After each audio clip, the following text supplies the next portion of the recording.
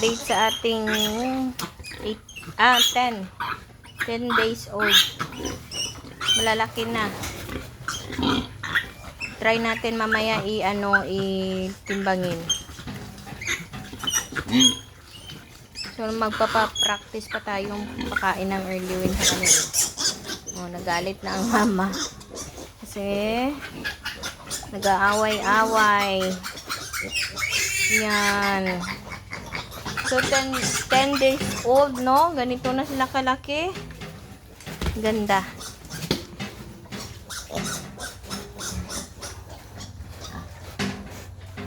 Yan. So nagbigay na tayo ng iron. Maybe tomorrow magbibigay or 12 days magbibigay tayo ng vitamins. Para siguradong perfect yung ating mga biik. So meron na tayo ditong parang maliit kasi maliit naman siya nung paglabas. Tawag namin sa kanya si Ihig. Yun siya. Meron tayong order dito na borlet. So hindi natin siya pinakapon. Kasi prepare natin siya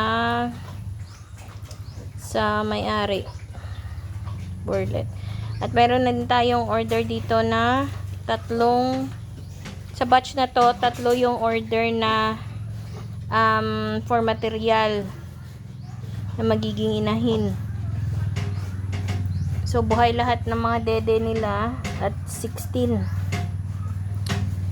yung dede.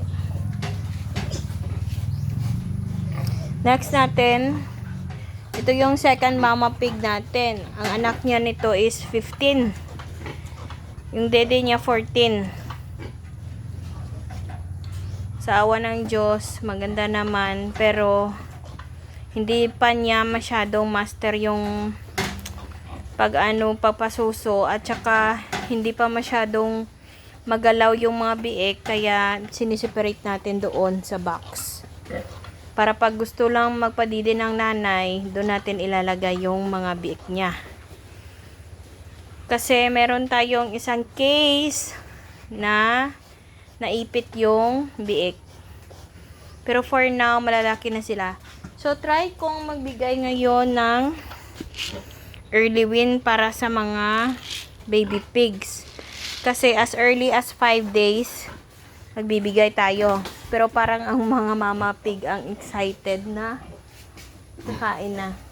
Kasi nagbibigay ako ng lunch sa mga mama pig. Kasi kawawa naman, padede ng padede, tapos gutom, kailangan busog sila. So meron tayong third mama pig. Manganganak ito February 24. Masyado malaki din ang tiyan, no? Yan. So, that's for now. I-update lang kayo sa mga gamot na kailanganin natin sa kanila. Bye!